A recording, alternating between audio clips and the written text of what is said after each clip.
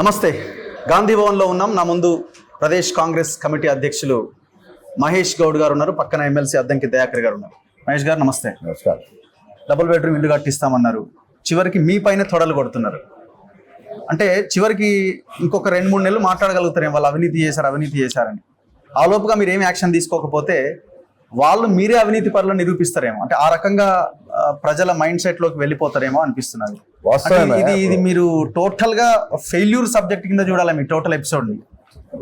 మొగన్ని కట్టి మూడకెత్తినట్టుగా పాతకాలం శాస్త్రం ఉంది. సరే, వాళ్ళు అవినీతికి ఏ రకంగా పాల్పడ్డాడు, 10 ఏళ్లలో ఎంత అవినీతికి పాల్పడ్డారు, ఎంత ఆర్థిక విధ్వంసం చేశారు, ఎంత భూ విధ్వంసం చేశారు, యథేచ్ఛగా రాజ్యాంగాన్ని ప్రజాస్వామ్యాన్ని పక్కన పెట్టి ఏ రకంగా ఇన్స్టిట్యూషన్ డిస్మాంటిల్ చేశారో మనం చూసాం.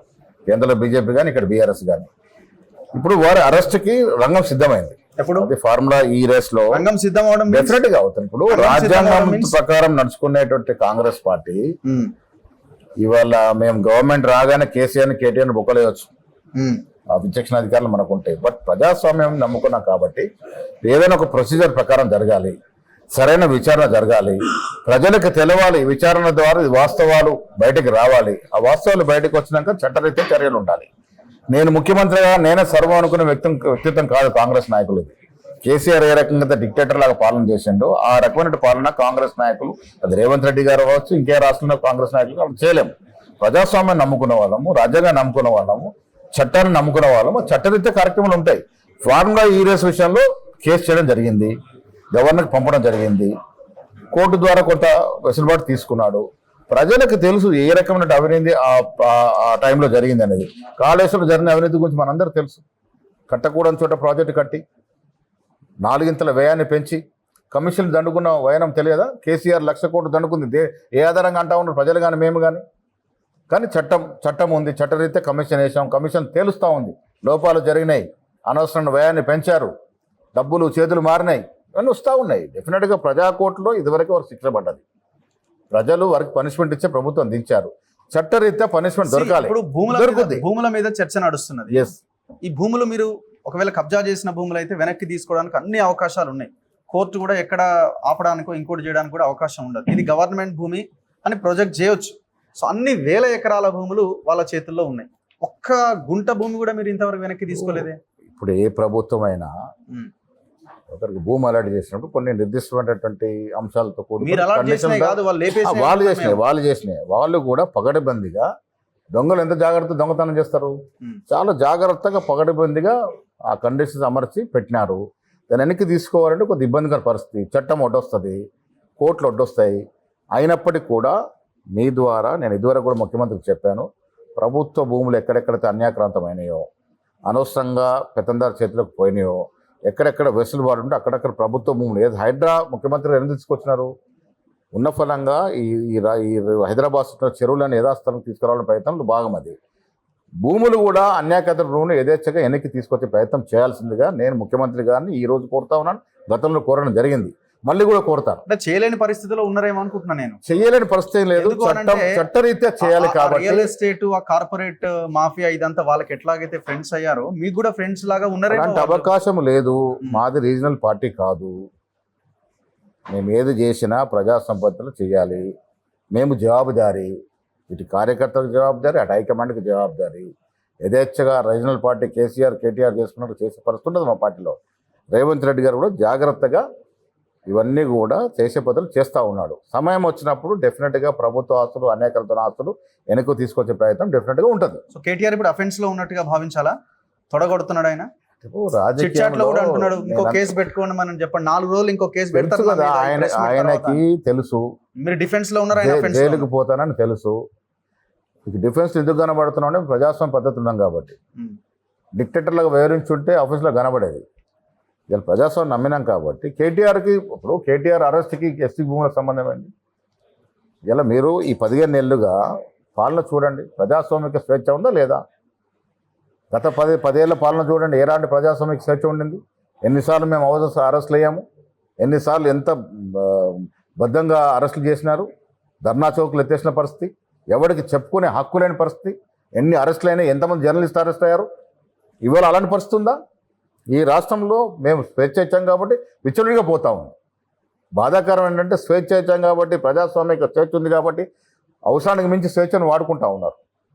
వ్యక్తిగత ప్రతిష్ట భంగం కలిగిస్తాం. కేటీఆర్ మాట్లాడిందంటే తప్పేనా? 400 ఎకరాలు ఒక ప్రైవేట్ ఏజెన్సీ 100% తప్పు.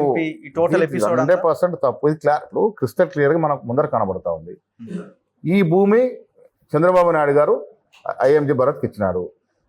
రద్దు చేసింది ఎవరు? కాంగ్రెస్ ముఖ్యమంత్రి రాజశేఖర రెడ్డి గారు. మళ్ళీ 10 ఏళ్ళు ఎందుకు నాన్సపడింది ఇది? బిల్లిరావుతో పిల్లి చేష్టలు చేసినటువంటి కేటీఆర్ ఏం చేసి చేష్టలంటే రూపాయికారు ఒప్పందం పట్టుకొని కోర్టు వారు మా ఫేవర్ వస్తే మీరు మాకు ధర్వతం చేయండి. దానికి అదనంగా ఈ 52,000 కోట్ల ఫిగర్ అనేది కేటీఆర్కి బిల్లిరావు ఇస్తానంటే ఫిగర్ అది. 52,000 కోట్లు, 5,200 కోట్లు నీకు ఇస్తాను, 5,200 కోట్లు నీకు ఇస్తాను. ఇది 15 ఏళ్ళు లెక్క పెట్టుకున్నారు. ఇది బిల్లిరావుకి కేటీఆర్కి ఒప్పందం ఫిగర్ బయటకు తీసుకొచ్చి మాట్లాడుతూ ఉన్నారు. ఆయన 175 కోట్లు అంటారు. ఆన్ రికార్డ్ ఓపెన్గా బిడ్డు పిలిచి ఒక ఏజెన్సీ కావాలి మధ్యన కాబట్టి ఆ ఏజెన్సీకి ఇవ్వడం జరిగింది. 175 కోట్లు వైట్ మనీ గవర్నమెంట్ ట్రాన్స్ఫర్ చేసింది. ఇది ఆనవాయితీగా ఏ ప్రభుత్వం జరుగుతుంది, మధ్యన ఒక ఏజెన్సీ ఉంటుంది. ఆ ఏజెన్సీ ద్వారా ఐసిఐసిలో లోన్ తీసుకుంది. ఐఏసీ ఆ భూమిని తడాకా పెట్టి లోన్ తీసుకుంది. ఆ లోన్ ఇవాళ ఫార్మర్స్కి ట్రాన్స్ఫర్ అయింది. మేము మొన్న ఇచ్చిన లోన్ వేవర్ ఎక్కడిది? ఐసిఐసి తీసుకొచ్చిన 10,000 కోట్లే కదా. ఒక్క నయా పైసా కూడా దాంట్లో దుర్వినియోగం కాదు కూడా. ఎందుకు ఈ అబద్ధాలు మాట్లాడండి కేటీఆర్ గారు? ఇప్పుడు మొత్తం వాళ్ళు కబ్జా చేసిన భూములను వెనక్కి తీసుకుంటారా? మీ పీరియడ్ ఎక్కడైతే అనధికారికంగా ఏ ప్రభుత్వం అయినా కొంతమందికి అలాట్మెంట్ చేస్తుంది డెవలప్మెంట్ కొరకు, ఆ రకంగా న్యాయబద్ధంగా చట్టరీత్యా కేటీఆర్ ఏమైనా కొంత ఉండుండొచ్చు, అలాట్ చేసి ఉంటే దానికి ఇబ్బంది ఉండదు. అన్యాక్రాంతంగా భూముల్ని అప్పనంగా ఎవరికైనా అప్పచెప్తే ఆ భూములు వెనక్కి తీసుకొని ప్రజలు కోరుతా ఉన్నారు. ప్రజల తరఫున ముఖ్యమంత్రిని నేను కోరుతా ఉన్నాను. హైడ్రా 55 చెరువులు ఆయన సిఎస్ఆర్ కింద ఇచ్చినాయి కదా సార్, అవన్నీ కబ్జా అందుకే గురైనాయి కదా. ఇప్పుడు చెరువులకి మనము హైడ్రా ఎందుకు తీసుకొచ్చాము? ఒక దూరదృష్టితో హైదరాబాద్ సైలెంట్ అయిపోయింది. ఇప్పుడు ఏమి కాదంటే ఇన్ని రకమైన ఒత్తుడు, ఇన్ని రకమైన సోషల్ మీడియాలో ఏ రకంగా దాన్ని వాడినారు. హైడ్రాలో నాకు తెలిసినంత వరకు సబ్జెక్టు కరెక్షన్ ఒకే ఒక బీదివాడిల్లు డిస్టర్బ్ అయింది. మిగతా చెరువులు కుంటలన్నీ కూడా యథేచ్ఛగా లీడర్లు, ఎమ్మెల్యేలు, ఎమ్మెల్సీ కబ్జా చేసుకున్న చెరువులే కదా. అట్లే ఉన్నాయి. అదే మరి రావాలి. హైడ్రా ఆగదు. ముఖ్యమంత్రి గారు కాంగ్రెస్ పార్టీ ఒక దూరదృష్టితో హైడ్రాని మూసిని తీసుకొచ్చింది. అసలు టెంపరీగా వాళ్ళ మా మీద గొగ్గోలు పెట్టి బదనాం చేసిన వాళ్ళు రియలైజ్ అవుతారు. వర్క్స్ అయినా ఆగాలి, రేపు రియలైజ్ అవుతారు. కూలగొట్టిన తర్వాత వర్క్స్ అయినా ఆగాలి కదా. ఏదైనా ఈ హైడ్రా ముందుకు పోవాలనేది నా వ్యక్తిగత అభిప్రాయం. హైడ్రా పోవాలి, మూసి ప్రక్షాళన కావాలి. సో టోటల్ హెచ్సి ఎపిసోడ్ అన్నది మీనాక్షి నటరాజన్ వర్సెస్ సీనియర్ కాంగ్రెస్ లీడర్ల మధ్య వార్ లాగా తయారు చేసిందని అంటున్నారు. చాలా తప్పిదమే. సీనియర్లు కంప్లైంట్ చేశారని అంటున్నారు. కాంగ్రెస్ లో ఉన్నటువంటి ప్రజాస్వామిక స్వేచ్ఛ ఎంత గొప్పదంటే, ఇవాళ కేటీఆర్ ఈ నిర్ణయం తీసుకుంటే ఆ పార్టీలు ఎవడన్నా ఒక్కటి మాట్లాడేవాడా? అవకాశం ఉంటుంది అక్కడ? లేదు.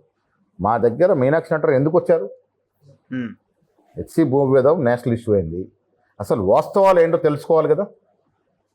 మా ముఖ్యమంత్రి, కాంగ్రెస్ ముఖ్యమంత్రి తీసుకున్న నిర్ణయం మీద కూడా ప్రజల అభిప్రాయాలు తెలుసుకోవాలనేది మీనాక్షి నటరాజన్ రావడం అనేది ఇది ప్రజాస్వామిక విధానం. ఇలా మా ముఖ్యమంత్రి నిర్ణయం తీసుకుంది కాబట్టి మేమంతా గప్చు ఉంటుంది. అసలు వాస్తవాలు తెలుసుకోవాలని వచ్చింది. స్టూడెంట్స్తో మాట్లాడింది. ఇక్కడే ఎన్ఎస్ఎస్ స్టూడెంట్స్ పిలిచి మాట్లాడారు. డిసైడ్ అయిపోయారట. నిజమేనా? ఏమని డిసైడ్ ఆవిడ ఒక్కటే చెప్పింది. ఆవిడకున్న రిపోర్ట్ వల్ల ఇక్కడికి వచ్చింది. ఇక్కడికి వచ్చిన తర్వాత ఏఐ వాడిన తీరు, ఆవిడ వాళ్ళతో మాట్లాడిన తర్వాత ఆవిడ కూడా అర్థమైంది పరిస్థితి ఏంటనేది. సరే ఆవిడేమంటున్నారు, ఇప్పుడు ఎస్సీకి ఆనుకున్న భూములు కాబట్టి వారు అడుగుతున్నపై ఇస్తే బాగుండేమో, కానీ ప్రభుత్వాలు ఒక నిర్ణయం తీసుకున్నారు కాబట్టి ఇది కోర్టులో ఉంది కాబట్టి కోర్టు అంశం వచ్చిన తర్వాత చూద్దామని మాట చెప్పడం జరిగింది. అంతేనా? లేదు హెచ్సికి ఇచ్చేయండి అని ఆల్రెడీ డిసైడ్ చేసి ఎక్కడ కూడా మీనాక్షి నటరాజన్ గారు ఎక్కడ కూడా ఈ రకమైన కామెంట్ చేయలేదు. ఆవిడ అన్నదేంటి, ఇరు వర్గాల వాదన వినాలి నేను అనే ఒక తపనతో వచ్చింది, విన్నది. ఇటువైపు విన్నది, మంత్రులు చెప్పే విషయాలు విన్నారు, స్టూడెంట్స్ చెప్పే విషయాలు విన్నారు, సివిల్ సొసైటీస్ వాళ్ళు చెప్పే విషయాలు విన్నారు. అందరూ కూడా ఒప్పుకుంటుంది ఇది ప్రభుత్వ భూమి అని.